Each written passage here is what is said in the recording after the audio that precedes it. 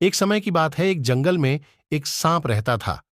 सांप जंगल के छोटे मोटे जानवरों जैसे चूहा, मेंढक, छिपकली, गिलहरी, पक्षियों के अंडों को खाकर बहुत बड़ा और मोटा हो गया था। सांप के विशाल आकार के कारण जंगल के बड़े बड़े जानवर भी उसके पास आने से डरते थे। जंगल के छोटे छोटे जानवरों ने सांप की शिकायत हाथी और शेर से भी की, किंतु शेर और हाथी भी उस विशाल सांप का कुछ नहीं कर सके, क्योंकि जब भी वह सांप को समझाने जाते तो सांप अपना विशाल फन लेकर उनके सामने खड़ा हो जाता था। सांप कहीं उसे काट ना ले, इसी डर से जंगल का कोई जानवर उसके नजदीक नहीं चाहता था।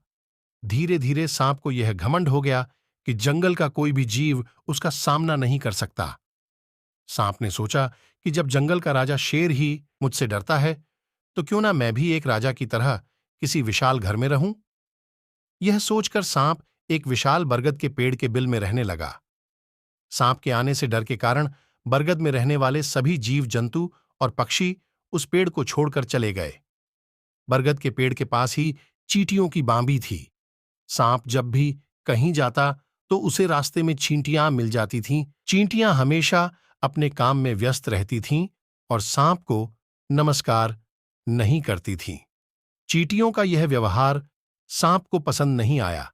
एक दिन वह चींटियों की रानी से बोला, तुम अपनी सेना को समझा देना कि मैं जब भी यहां से गुजरता हूं तो मुझे सर झुकाकर नमस्कार करें, नहीं तो मैं सभी को मार दूंगा।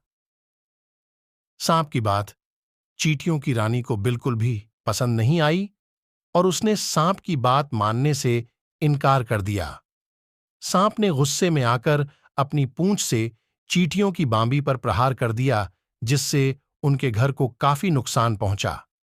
सांप के इस व्यवहार से सभी चींटियां बहुत अधिक क्रोधित हो गईं और उन्होंने एक साथ मिलकर सांप पर हमला कर दिया। चींटियों के काटने से सांप की बहुत बुरी हालत हो गई।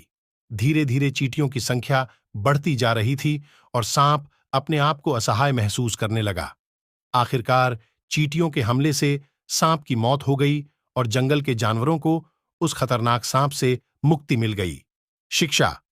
इस कहानी से हमें शिक्षा मिलती है कि कभी भी किसी भी जीव को छोटा समझकर उस पर अत्याचार नहीं करना चाहिए। एकता में बहुत शक्ति होती है।